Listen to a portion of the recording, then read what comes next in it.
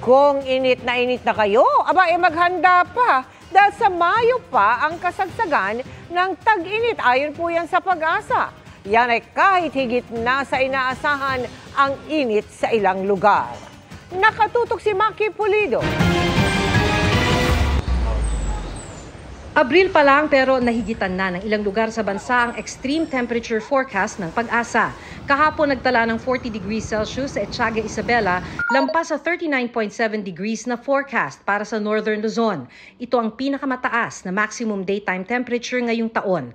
39.6 degrees naman sa Kamiling, Tarlac, lampas sa 39.4 degrees na forecast para sa Lowland, Luzon. Naitala na rin ang pinakamainit na temperatura sa Metro Manila ngayong taon. 36.9 degrees kahapon sa Naiya, Pasay City, lampas sa 36.8 degrees na forecast. Sa Mayo pa ang kasagsagan ng tag-init kaya maaaring mas uminit pa ang panahon. As early as April naramdaman natin, so ibig sabihin po, possible pa po na higher than 40 degrees ang possible po in terms of maximum daytime temperature. Kaya sabi ng Pag-asa, merong 50-50 chance na umabot ng 42.2 degrees ang maximum daytime temperature sa susunod na buwan. Pinag-aaralan ito ngayon ng Pag-asa at magbibigay sila ng update sa susunod na linggo. Maximum daytime temperature pa lang ito, hindi pa heat index o ang ramdam na init na maaaring mas mataas kaysa sa recorded temperature. Yung heat index, yan po ay depende dun sa discomfort level ng tao. So, ibig sabihin, iba-iba po yun. Pero yung maximum daytime temperature, yan po yung naiitala ng ating mga instrumento. Sa ganitong init, laging payo ng health experts, umiwas magbabad sa araw, uminom ng maraming tubig at huwag kalimutang uminom ng maintenance medicine.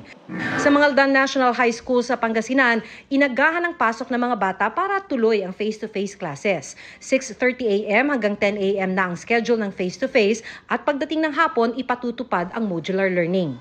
Napakahirap po sa mga guro na i-follow up yung pagmomonitor nila sa asynchronous.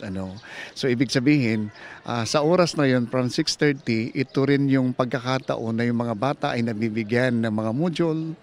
At the same time, nagsasubmit din yung mga bata ng kanilang mga activities. Walang choice si Masrur na nagbebenta ng mga damit mula sa itinutulak niyang kariton. Mainit, masakit sa ulo, tsaka masakit sa mata yung sobrang init. Mainit naman pero mas mainit kasi yung kaysa sa naka-jacket ka, hindi naman ganun. Mas mainit talaga yung araw, sikat ng araw. Lumililim naman daw siya kung may pagkakataon at mas maraming tubig ang iniinom. Kailangan lang magtiis para masuportahan ang mga magulang. Kailangan pa rin talaga magtinda. Kahit sabihin pa nila na mainit, tiisin na lang. Hindi ka nga na-anuhan ng araw, wala ka naman pera, wala kang kikitain. Para sa GMA Integrated News, Maki Pulido, nakatutok, 24 oras.